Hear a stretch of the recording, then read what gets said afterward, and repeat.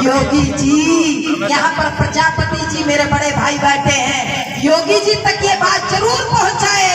उनका इलाज जरूरी है और इलाज कैसा, उनका केवल और केवल एनकाउंटर होना चाहिए ताकि 72 हूरों के उनको दर्शन हो सके।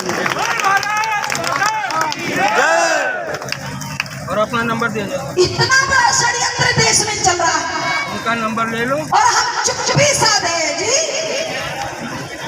हम मौनी बाबा बने हैं जी, मौनी बाबा बन रहे हो।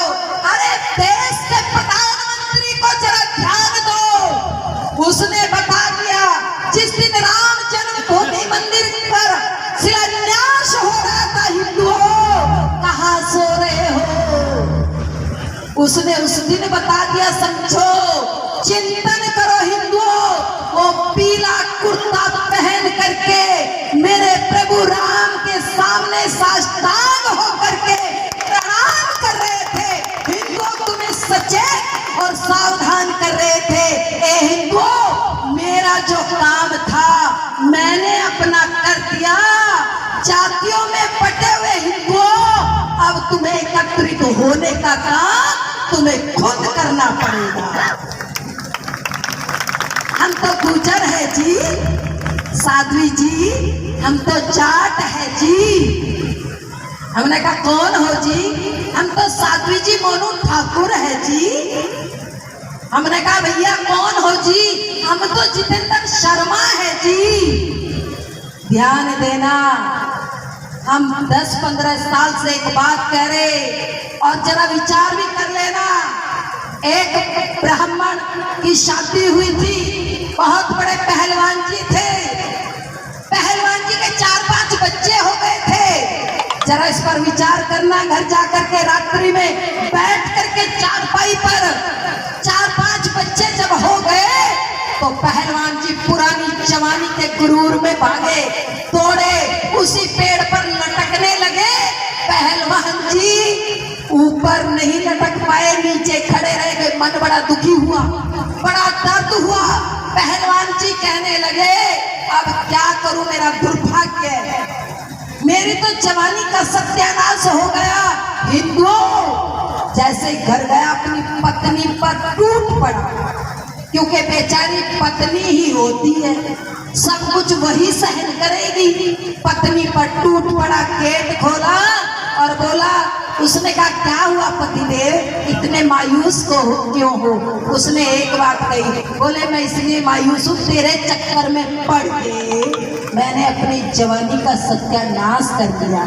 ध्यान दो हिंदुओं, क्या कहना चाह रही हूँ। जैसे उसको कहा, उसकी पत्नी ने कहा पतिदेव जरा बताइए तो सही हुआ क्या।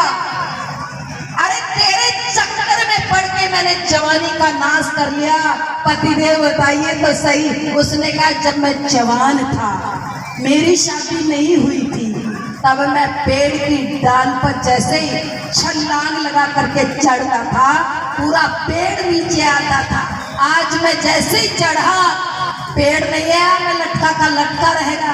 पत्नी बहुत समझदार थी, जब विचलित हो जाओ, परेशान हो जाओ, अपनी पत्नी से सलाह मांग लिया करो। पत्नी ने कहा पतिदेव ये कोई बड़ी बात थोड़ी है, चलिए मैं चलती हूँ, मैं देखती हूँ उस पेड़ को कैसे नहीं झुका। अपने 4-5 हट्टे कट्टे बेटों को लेकर के उनकी पत्नी पीछे पीछे और पहलवान जी आगे आगे चल दिए। जैसे आगे आगे चल दिए पहलवान जी, पत्नी पीछे पीछे अपने बच्चों को लेकर के गई। दिखाया दूर से ये पेड़ है सामने वाला, इस पेड़ को मैं झटका मार करके इसकी डाल को झुका दिया करता था। पत्नी ने कहा पतिदेव जरा चलिए जवानी के गुरूर में और लटकिए जरा पेड़ पर। जैसे पहलवान जी पुरानी जवानी के गुरूर में चले, पत्नी के आदेश का पालन किया। पहलवान जी पेड़ पर लटके, अपने 4-5 हट्टे कट्टे बच्चों से कहा बच्चों अपने बाप का साथ दो। जैसे वे हट्टे कट्टे बच्चे पेड़ के ऊपर लटके, हिंदुओं वो पेड़ की डाल नहीं, पूरा का पूरा पेड़ जमीन में आकर गिर गया। हिंदुओं दिन तुम अपनी जातीयता की दीवारों को तोड़ करके तुम एक संगठित हो जाओगे, उस दिन किसी के मायके लाल में हिम्मत नहीं कि मेरे हिंदुओं का धर्म भ्रष्ट करने का कोई षड्यंत्र रच दे। अरे वीर शिवा राणा प्रताप का गूंज उठा तो नारा है, कहो करो से हम हिंदू हैं, हिंदुस्तान हमारा है। जोर से बोलो, बकरियों की तरह से मत मिलाओ। हिंदुस्तान को ऐसे सुरक्षित कर पाओगे। वीर शिवा राणा प्रताप का गूंज उठा तो नारा है, अरे कहो करो से हम हिंदू हैं, हिंदुस्तान हिंदुस्तान हिंदुस्तान। वो जो अंदर बैठे उनका नहीं है क्या? जोर से बोलो, वीडियो बन रही है। हिंदुस्तान हिंदुस्तान। लोकसभा भाषण की चोला पहन के अब तो आई है। अरे गली गली मेरे भारत की ये वृंदावन कहलाई है। नाचे धरती, झूमे अंबर, मचल उठाइए